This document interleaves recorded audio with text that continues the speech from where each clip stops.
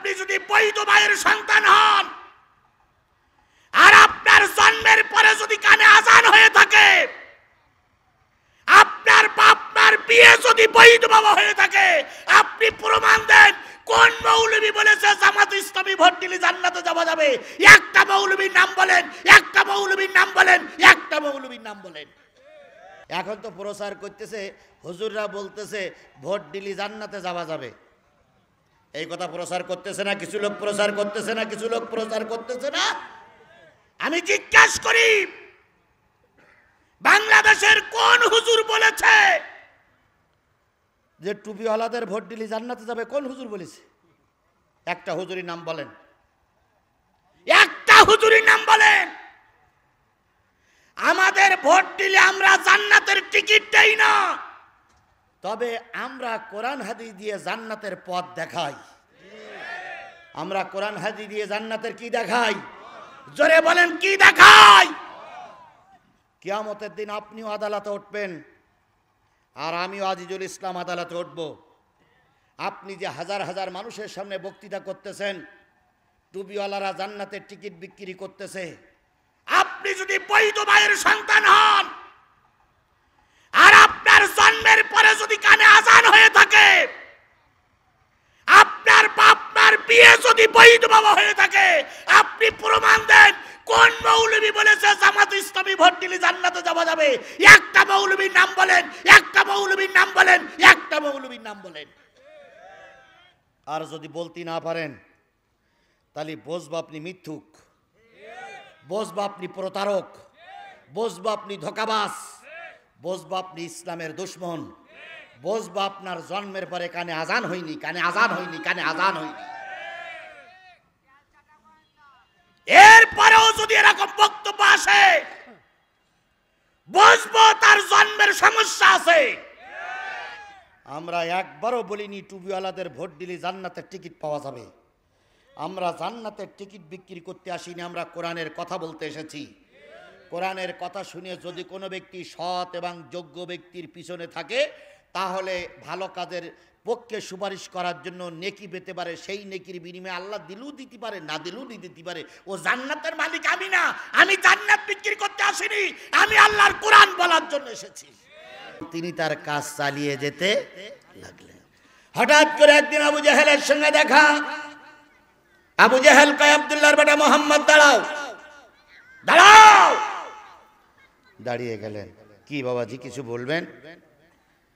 তোমাকে না বলেছি কালেমার দাওয়াত দিও না? তোমাকে না বলেছি এই সমাজ আমার সমাজ, এখানে আমি পাওয়ারে, নতুন করে কালেমার দাওয়াত দেওয়া যাবে না, এটা কি কানে শুনুনি? নবীজি বললেন, চাচা শুনেছি, তাহলে দাওয়াত দাও কেন? কই এটা আমার আল্লাহর নির্দেশ। কার নির্দেশ? আবু জেহেল বলল, শোনো, আমি তোমাকে নারী লোভ দেখালাম, ক্ষমতার লোভ দেখালাম, দেশের অর্ধেকটা ভাগ দেব বলে লোভ দেখালাম, কোনটাই তুমি দমন হচ্ছ না। ঘটনাটা কি? তুমি আর কি চাও? নবী এবার বললেন, চাচা আপনার কথার পর্ব কি শেষ? হ্যাঁ। তাহলে শুনুন চাচা, যেটা আপনি দিতে চাইছেন ওটাও যদি দেন, আর যেটা দিতে না পারেন সেটাও যদি দেন, ওই আকাশের চাঁদ, ওই আকাশের সূর্য যদি আমার হাতে তুলে দেন, 3.5 হাত বডির ভিতরে যতক্ষণ রুহু আছে কালেমার দাওয়াত বন্ধ করব না।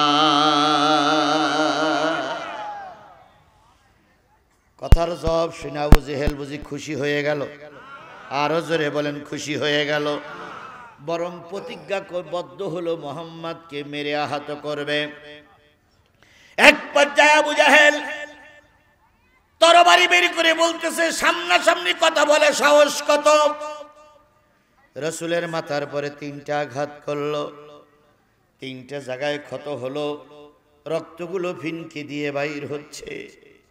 আল্লাহর নবী, রহমতের নবী, রাস্তা দিয়ে চললে মেঘ তারে ছায়া দিত, গাছের তলাতে গিয়ে গাছ তাকে সালাম করত, পশু পাখির সামনে দিয়ে এলে পশু পাখিরা নবীকে সালাম করত। নবীর গায়ে ধুলা থাকলে পশুরা চেটে চেটে নবীর গা গুলো পরিষ্কার করে দিত। সেই নবীর আজকে আবু জেহেল মেরেছে, কয়টা আঘাত করেছে? জোরে বলেন, কয়টা আঘাত করেছে? আবু জেহেল আঘাত করার পরে বলতেছে ভালো না হলে আরো মায়ের অপেক্ষা করতেছে। আবু জেহেল চলে গেল। নবীজি ক্ষত তিনটা চেপে ধরে রক্ত মাখা নবী খাদিজার ঘরের সামনে চলে গেলেন। খাদিজা, দরজা খোলো, তোমার জাতি আমাকে মেরে আহত করেছে। খাদিজা দরজা খুলে দেখে নবী রক্তাক্ত। নিজের আঁচল দিয়ে কাপড় দিয়ে নবীর রক্তগুলো মুছে দিলেন আর বললেন, মুহাম্মদ সাল্লাল্লাহু আলাইহি ওয়াসাল্লাম, দুঃখ করো না, এই রক্ত একদিন তোমার জন্য রহমত হয়ে আর নাজিল হবে। নেতারা মারা গেছে, দুঃখ পাই নাই। সাইদি 13 বছর জেলে ছিল, দুঃখ পাই নাই। কারণ আমরাও জানতাম নেতাদের রক্ত একদিন রহমত হয়ে আসবে।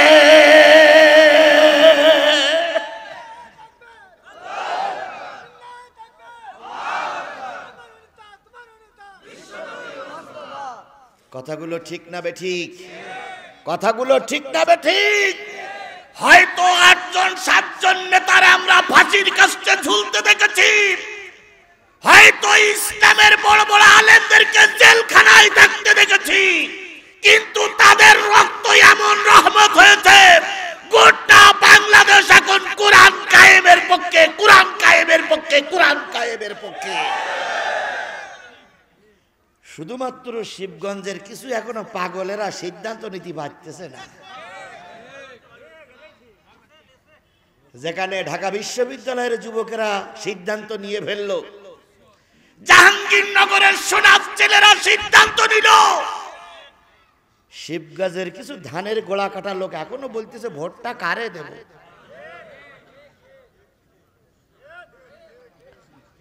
সুতরাং আমার বিশ্বাস আপনারাও সিদ্ধান্ত নেবেন কিসের পক্ষে?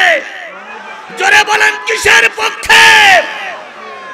সব দলের দেখা শেষ, আগামী সংসদ হবে কাল কোরআনের বাংলাদেশ। আল্লাহ আমাদের কবুল করুক, আল্লাহ আমাদের কবুল করুক, আল্লাহ আমাদের কবুল করুক। রসুল মাইর খেলেন, খাদিজা সেবা শুশ্রূষা করতেছে। কিছুক্ষণ পরে রসুলের আপন চাচা আমির হামজা এলাকায় ছিলেন না, তিনি এসে শুনলেন রসুলকে আবু জেহেল মেরেছে। আবু জেহেলকে, রসুলকে আবু জেহেল মেরেছে। আমির হামজা চলে গেলেন নবীজির বাড়ি, বাইরের থেকে ডাকলেন, ভাতিজা। এতক্ষণ পর্যন্ত রসুলের চোখ দিয়ে এক ফোঁটাও পানি পড়েনি, তিনি অটল। কিন্তু যখনই আপন চাচা নাম ধরে ডেকেছে, তখন আর নবী কান্না রাখতে পারেন নাই। বিশ্বাস করো মুসলমান, কাফেরেরা আমাকে মারলে খুব বেশি কষ্ট মনে করি না, ফাসিকেরা আমার বেশি মারলে খুব বেশি কষ্ট মনে করি না। কিন্তু কষ্ট লাগে তখন যখন কোন মৌলবি আর এক মৌলবির গায়ে আঘাত করে। ফাসিকেরা আমাদের বিরুদ্ধে বলতেছে কোনো ব্যথা নাই, কাফেরেরা আমাদের বিরুদ্ধে বলতেছে কোনো কথা নাই, কিন্তু একজন মৌলবি যখন দিন কায়েমের বিরুদ্ধে কথা বলে তখন দিলে বড় কষ্ট লাগে। কারণ ওরা তো না জেনে বলতেছে, আর তুমি জেনে বুঝে কেমন করে ইসলামের বিরুদ্ধে কথা বলো। নবীজি আসলেন সামনে, আমির হামজা বললেন, ভাতিজা তোমাকে নাকি মেরেছে? জি। কেন? জানি না। কোন অন্যায় কাজ করেছো? না। কয়টা আঘাত করেছে? 3টা। অপেক্ষায় থাকো, কয় মিনিট পরে আসতেছে। বাঘের বাচ্চা মক্কার চত্বরে এসে খুঁজতেছে সে আবু জেহেল কই। বাঘের বাচ্চা বেশি লাগে না, একটা দুটোই যথেষ্ট। বেশি বাঘের বাচ্চা লাগে না, একটা বাঘ যদি গ্রামের ভিতর ঢোকে সব ছাগলের পাল পালিয়ে যাবে। সুতরাং তুমি আর আমি ময়দানে নামলেই ছাগলের বাচ্চারা ঘরের ভিতরে ঢুকবে। তুমি আর আমি ময়দানে নামি না, তাই ছাগলেরা ভ্যা ভ্যা ভ্যা করে বেড়াচ্ছে।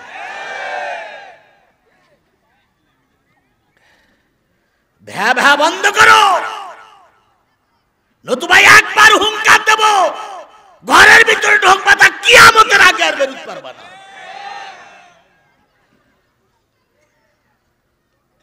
আমির হামজা খুঁজতে খুঁজতে আবু জেহেলের পেয়ে গেল।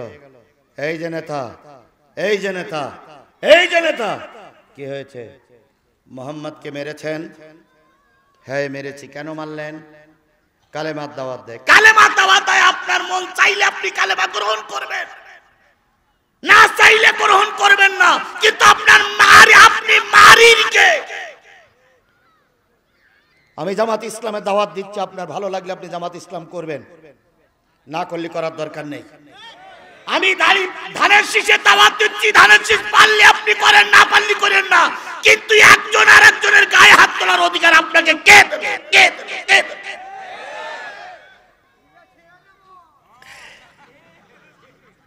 আমাকে যেতে দেন, আপনার কিছু করা লাগবে না, আমি একলাই যথেষ্ট। আমার সম্পর্কে আপনার ধারণা নাই। গোটা বাংলাদেশ যদি একদিকে থাকে, আমি একলা একদিকে থাকলে বাঘের বাচ্চার মতন কথা বলে যাব। কোন অবস্থায় আমার জবান ওরা বন্ধ করতে পারেনি। আজকে যতই হুমকি দাও, জিহাদির জবান বন্ধ করতে পারবা না, পারবা না, পারবা না।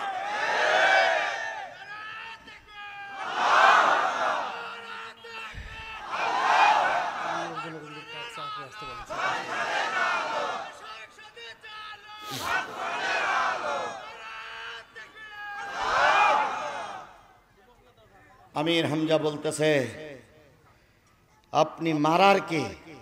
কয় জানো না, আমরা আমাদের সরকার ক্ষমতায়, আমরা এখন পাওয়ারে, আমাদের দেশে কিছু এখনো ভোট হয়নি, তার আগে কিছু লোক বলতেছে আমরাই ক্ষমতায়।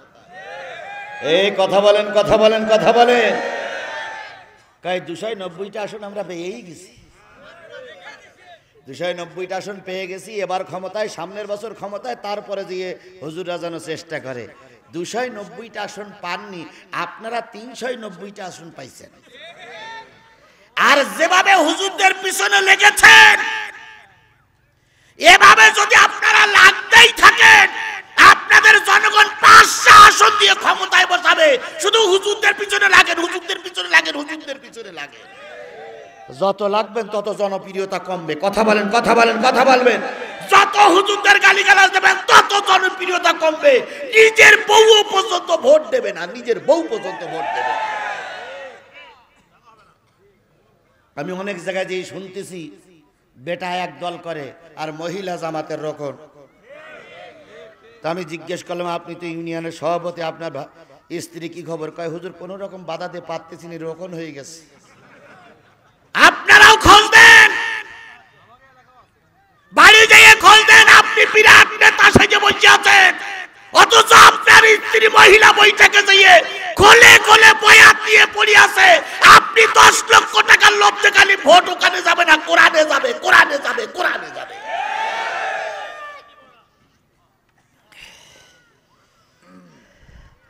এরকম হাজারো দলিল প্রমাণ আমাদের কাছে আছে না নাই? জোরে বলেন, আছে না নাই? আবু জেহেল হুমকি দিল। আমির হামজা বলল, নেতা আমারে মনে হয় চিনতে আপনি ভুল করেছেন।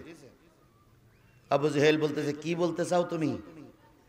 এই ভাতিজারে মেরেছেন আর আমি চুপ করে বসে থাকবো, এটা হতে পারে না।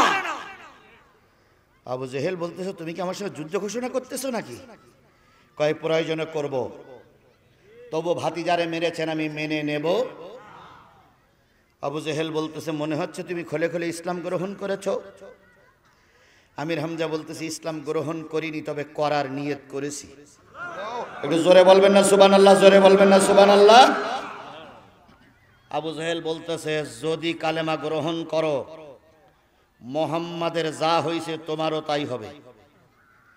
আবু জেহেল বলতেছে, বেটা ভাতিজারে মেরে চোখ রাঙাচ্ছাও, কয়টা বাড়ি মেরেছ?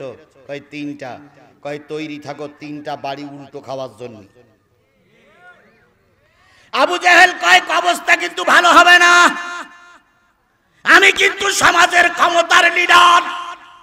আমার সঙ্গে কিন্তু 300 মস্তান করে।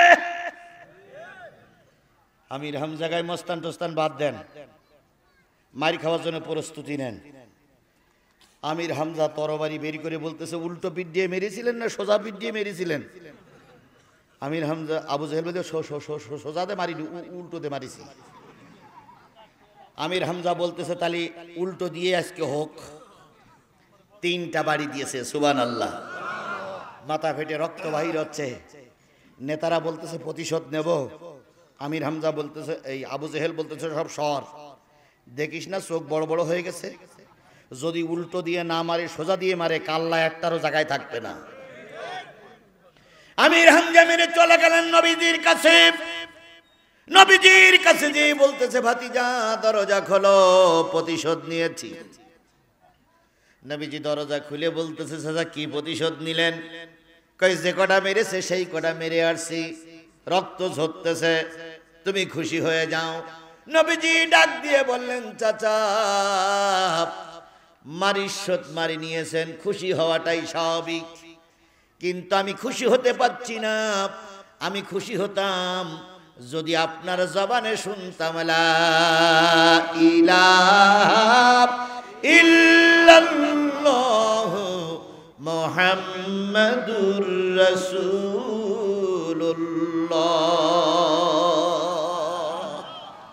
আমির হামজা বললেন, ভাতিজা আমি তোমার চোখের পানি মুছাতে চাই, আমি কালেমা পড়ি মুসলমান হয়ে গেলাম। তাহলে আবু জেহেলের মেরেছে, এতে তো নবীর খুশি হওয়ার কথা ছিল না ভাই, কিন্তু খুশি হয়নি, কালেমা পড়ার পরে খুশি হয়েছে। সুতরাং যারা আমাদের গালিগালাজ দিচ্ছে আমাদের মনে কোনো দুঃখ নয়।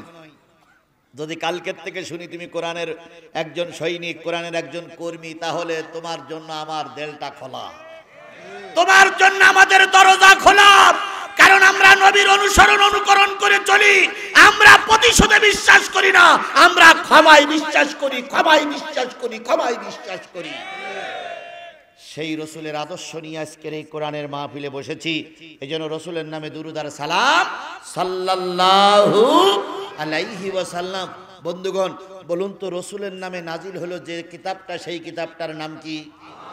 এই কোরআন কি সহি না ভুল? নির্ভুল না ভুল? তাহলে নির্ভুল কিতাবের আলোচনা আমি করার জন্য বসেছি। আমাকে ডেকে এসেছে কোরআন কথা বলার জন্য। আমি সূরা হজের 2টা আয়াত তেলাওয়াত করেছি। এই 2টা আয়াত যেখান থেকে উঠেছি সেখান থেকে ঘন্টা দেড়েক কথা হবে। আমি 11টা পর্যন্ত যদি কথা বলি, 2টা আয়াত নিয়ে আলোচনা করি, আপনারা আমাকে ফেলাই রেখে চলে যাবেন। কারা কারা হাত তোলেন তো?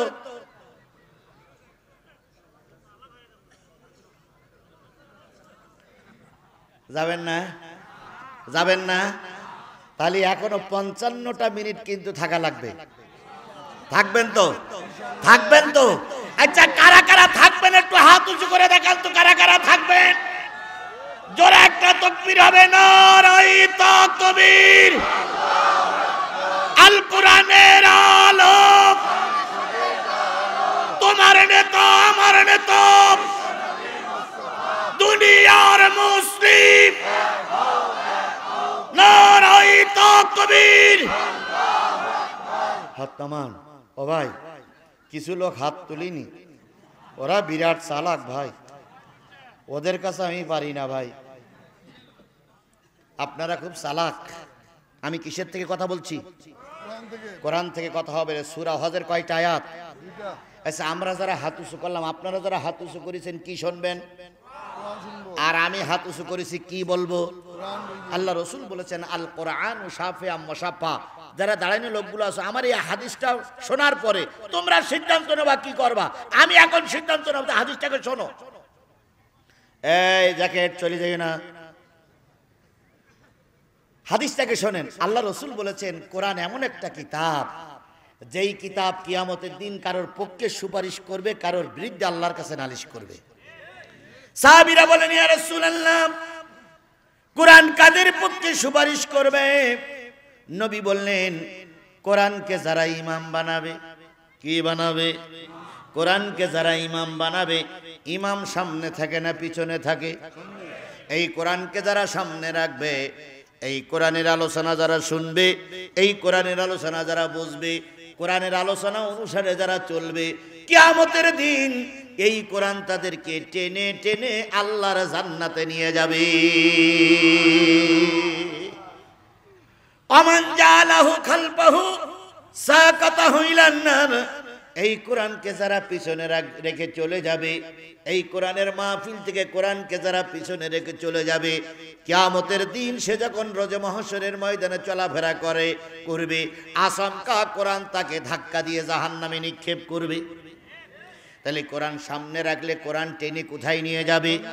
কোরআন পিছনে রাখলে কোরআন ধাক্কা দিয়ে আপনাকে কোথায় নিয়ে যাবে? একটা লোক চলে গেলেন, একটা মুরব্বি কান থেকে উঠলেন, ওনার পিছনে কি? যদি মঞ্চের থেকে কেউ উঠে যায় তার পিছনে কি? আপনি যদি চলে যান তাহলে আপনার পিছনে কি? তাহলে কোরআন পিছনে রাখলে কোরআন তাকে ধাক্কা দিয়ে কোথায় নিক্ষেপ করবে?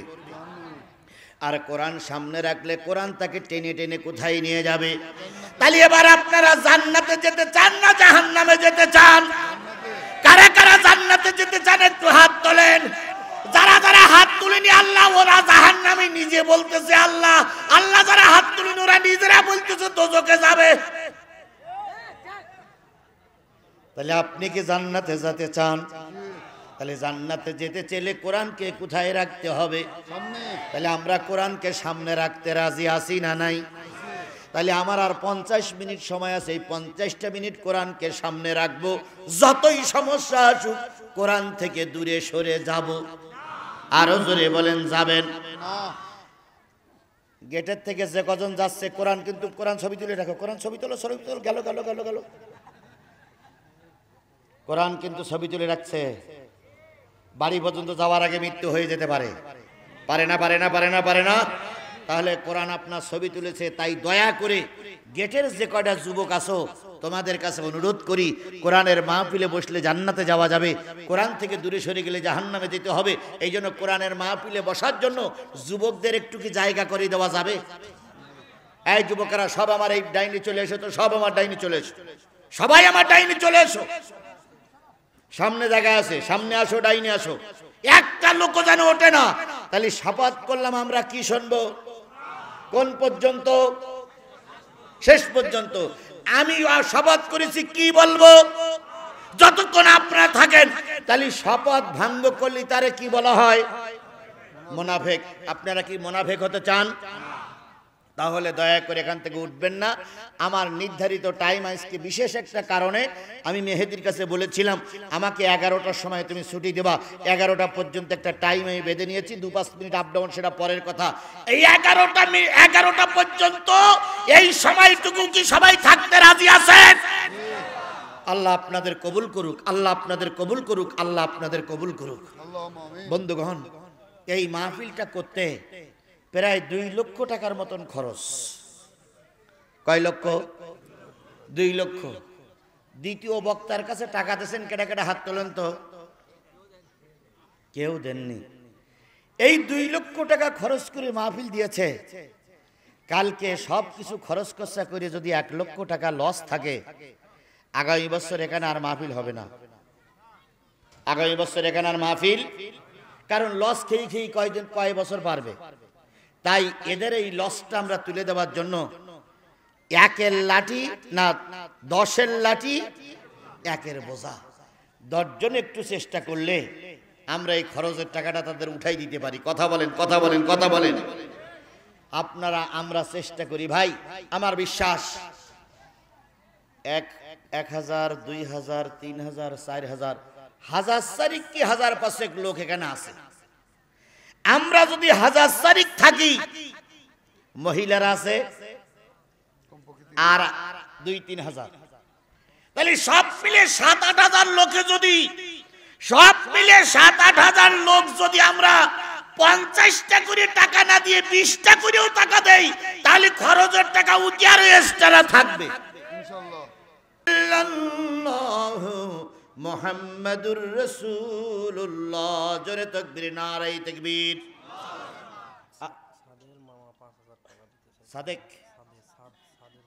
সাদের মামা 5000 টাকা। মারহাবা, আল্লাহ কবুল করুক। সাদের মামা 5000 টাকা দিতে চেয়েছেন, আল্লাহ তার দানকে কবুল করুক, দেওয়ার তৌফিক দান করুক। একটু জোরে বলেন নারে তাকবীর, লিল্লাহে তাকবীর। বন্ধুগণ, আর নয়, কোন সূরা, কয়টা আয়াত? ইয়া আইয়ুহাল্লাযীনা আমানুরকাউ ওয়াসজুদু ওয়া'বুদু রাব্বাকুম ওয়াফআলুল খায়রা লাআল্লাকুম তুফলিহুন।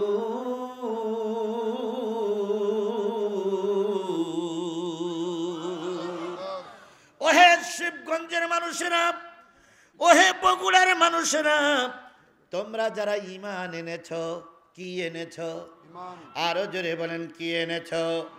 আর কেউ ঈমান আনার পরে রুকু করো। ঈমান যারা এনেছো সকলের জন্য আল্লাহ বলেন রুকু করো। এবার বলুন তো, আমরা এখানে যারা বসে আছি কম বেশি ঈমান আছে না নাই? আরো জোরে বলেন, ঈমান আছে না নাই? আওয়ামী লীগের লোকেরা নামাজ পড়ে, কথা ঠিক না বেঠিক? বিএনপির লোকেরা নামাজ পড়ে, কথা ঠিক না বেঠিক? জাতীয় পার্টির লোকেরা নামাজ পড়ে, জামাত ইসলামের লোকেরা নামাজ পড়ে, তাহলে সকলের কম বেশি ঈমান। এই কথা বলেন, সকলের কম বেশি ঈমান। আল্লাহ বলতেছে তুমি আমলিক করো আর জাতীয় পার্টি করো, বিএনপি করো, যে পার্টি করো না কেন, তুমি যদি ঈমানদার হও তোমার প্রথম নম্বর কাজ হলো রুকু করো। রুকু মানে কি? না, রুকু মানে সেজদা না, রুকু মানে ঝুঁকে যাওয়া। আচ্ছা, রুকু মানে কি সেজদা করা নাই? রুকু করা মানে কি করা? ঝুঁকে যাওয়া, মাথাটা ঝুঁকাই দেওয়া। কার জন্য? আল্লাহ নিজেই বলতেছে, বান্দা শোনো, তোমার মাথা আমার দরবারে ছাড়া কারোর দরবারে নত হবে না। তাহলে আমরা মাথা নিচে করব কার কাছে? আরো জোরে বলেন, কার কাছে? এ কথা কার? আমরা কোনো নেতা নেত্রীর কাছে মাথা নিচে করব না, নিচে করব কার কাছে? এই কথাটা কেন জাতি বুঝলে না? কেন জাতি বুঝলে না? কেন জাতি বুঝলে না? যদি বুঝতে, নিশ্চয়ই তোমরা পরিবর্তন হয়ে ইসলামের দিকে ধাবিত হতে। বিএনপির প্রতিষ্ঠাতা শহীদ প্রেসিডেন্ট জিয়াউর রহমান, আল্লাহ তার ভালো কাজগুলো কবুল করুক। তিনি খারাপ কাজ করেছেন কিনা আমি জানি না, ভালো কাজ কতগুলো করেছেন তাও আমি জানি না। তবে একটা কাজ আমি জানি, আমি 2 বার মক্কা ঘর জিয়ারাত করেছি, আরাফাতের ময়দানে গেছি, ওখানে যেয়ে দেখেছি বড় বড় নিম গাছ। ওই দেশের পুলিশিরা বলে শাজারাতুজ জিয়া, শাজারাতুজ জিয়া, এটা জিয়া গাছ, এটা জিয়া গাছ। আমি জিজ্ঞেস করলাম গাছটার নাম জিয়া কেন? ওনারা উত্তর দিলেন, এই দেশে মরুভূমির দেশ, মানুষ বসতে পারে না, তাই কি বলে বাংলাদেশের থেকে নিম গাছের চারার মাটি এনে এখানে গাছ লাগাই দিয়ে গেছে, তাই গাছটার নাম হচ্ছে শাজারাতুজ জিয়া, জিয়া গাছ। ওরে ভাই, একটা কাজ যদি তার কবুল আল্লাহ করে থাকে, বিনিময়ে হয়তো সে আল্লাহর জান্নাতে যাবে। আল্লামা সাঈদীর বলা হয় যুদ্ধ অপরাধী, আল্লামা সাঈদীর বলা হয় ধর্ষক, আল্লামা সাঈদীর বলা হয় মানবতা বিরোধী অপরাধী। কোনটা সঠিক কোনটা বেঠিক এটা আমি জানি না, কিন্তু আল্লামা সাঈদীর একটা কাজ যদি আল্লাহ কবুল করে, আল্লামা সাঈদী যাবে আল্লাহর জান্নাতে। সে কাজটি কোন কাজ? তিনি একবার জাতীয় সংসদ সদস্য ছিলেন। সেই সময় 3 জন সংসদ সদস্য ছিলেন। সেই 3 জনের ভিতরে তিনি একজন ছিলেন। তিনি তার নিজের আসনে বসে খেয়াল করলেন, যত মানুষ জাতীয় সংসদের ভিতরে ঢোকে সব মানুষগুলো মাথা নিচু করেই ঢোকে। তার মানে রুকু করে কাকে? স্পিকারকে। রুকু করে কাকে? মাথা নিচু করে সালাম দেয় কাকে? স্পিকারকে। আল্লামা সাঈদী চিন্তা করলেন, নিশ্চয়ই এটা শিরক, নিশ্চয়ই এটা কি শিরক। আমার মাথা আল্লাহর কাছে ছাড়া কারোর কাছে না তো। আল্লামা সাঈদী একটা চিঠি লিখলেন, মাননীয় স্পিকার, এটা মুসলমানের দেশ, 300-র অধিক এমপি মুসলমান। সে দেশে এমপিরা যখন ঢোকে মাথা নিচু করে ঢোকে, এটা মেনে নেওয়া যাবে না। স্পিকার বললেন, হুজুর আপনি একটা দরখাস্ত লেখেন। হুজুর দরখাস্ত লিখলেন, সেই দরখাস্ত জাতীয় সংসদে পড়ে শোনানো হলো, ভোটাভোট হলো। শেষ পর্যন্ত স্পিকার বললেন আর কেউ মাথা নিচু করে ঢুকবে না। আল্লামা সাঈদী একটা আইন পাশ করে ওই জাতীয় সংসদটারে শিরক মুক্ত করে রেখে গিয়েছে। এর বিনিময়ে আল্লাহ তার গুনাহ মাফ করে জান্নাতি বানাইয়া দেবে।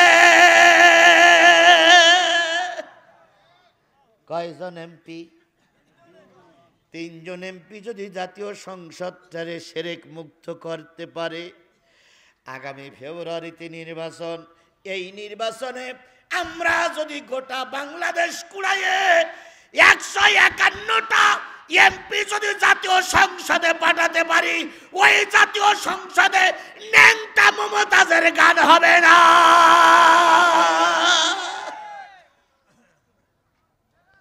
ওই জাতীয় সংসদে সুদীর বিল উত্থাপন করলে আর গ্রহণ করা হবে না।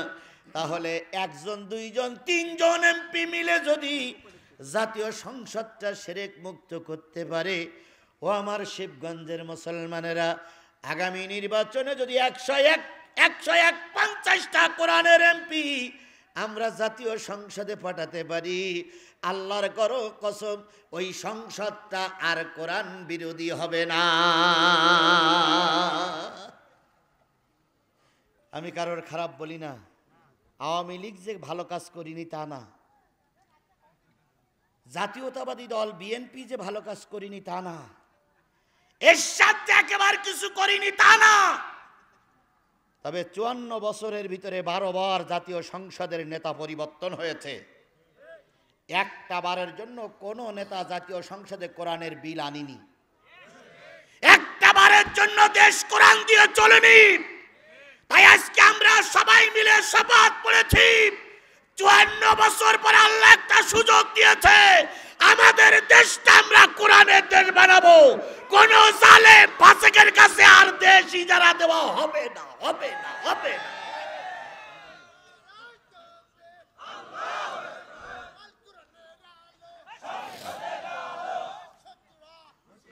আমার ভাইরা, আপনারা আমরা সবাই মিলে যদি চেষ্টা করি, আগামী দেশ হবে কোরআনের দেশ। তাহলে আমরা রুকু করব কার জন্য? আরো জোরে বলেন, কার জন্য? ওয়াসজুদু, সেজদা করো কার উদ্দেশ্যে? আরো জোরে বলেন, ওয়াসজুদু, সেজদা করো, রুকু করো, সেজদা করো। ওয়াবুদু রাব্বাকুম, রবের গোলামি করো। এবার বলুন তো, গোলামি করা শুধু কি নামাজ পড়া? সত্য কথাটা বলা কি গোলামির অংশ নয়? অন্যায়ের বিরুদ্ধে কথা বলা কি গোলামির অংশ নয়? গোলামির অংশ নয়। আগামী নির্বাচনে সৎ যোগ্য আল্লাহ ভীরু লোকদের ভোট দেওয়াটা, এটাও একটা ইবাদতের অংশ।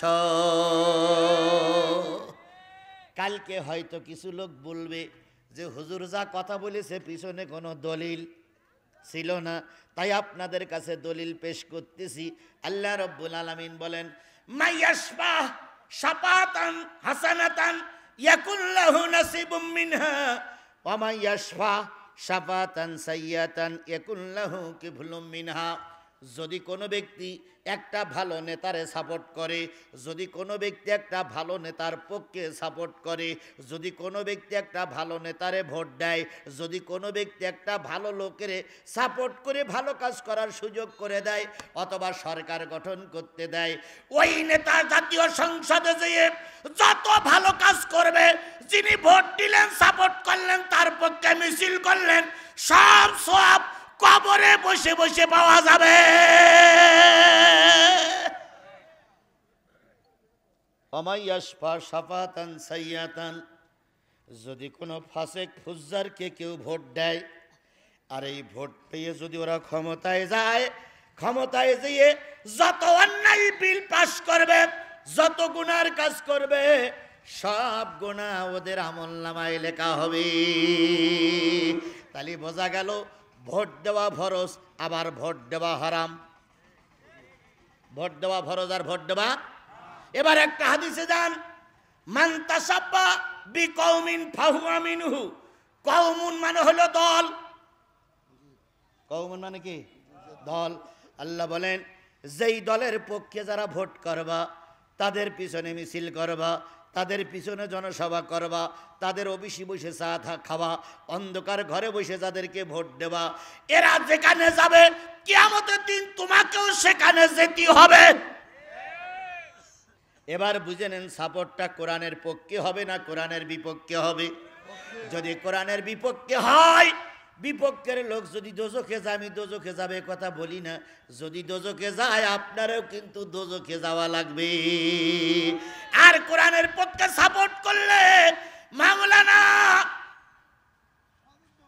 শাহাদাতুজ্জামান যদি জাতীয় সংসদে দিয়ে কোনো ভালো কাজ করে, উনি ভালো কাজ করার পরে যত নেকি হবে ও শিবগঞ্জের মানুষেরা সব নেকি আমলনামায় লেখা হবে। আবার এই কথা শুনে উল্টো প্রচার করেন না। এখন তো প্রচার করতেছে, হুজুররা বলতেছে ভোট দিলি জান্নাতে যাওয়া যাবে, এই কথা প্রচার করতেছে না কিছু লোক, প্রচার করতেছে না কিছু লোক, প্রচার করতেছে না। আমি জিজ্ঞাসা করি বাংলাদেশের কোন হুজুর বলেছে যে টুপিওয়ালাদের ভোট দিলি জান্নাতে যাবে? কোন হুজুর বলেছে? একটা হুজুরের নাম বলেন, একটা হুজুরের নাম বলেন। আমাদের ভোট দিলে আমরা জান্নাতের টিকিট দেই না, তবে আমরা কোরআন হাদিস দিয়ে জান্নাতের পথ দেখাই। আমরা কোরআন হাদিস দিয়ে জান্নাতের কি দেখাই? জোরে বলেন কি দেখাই?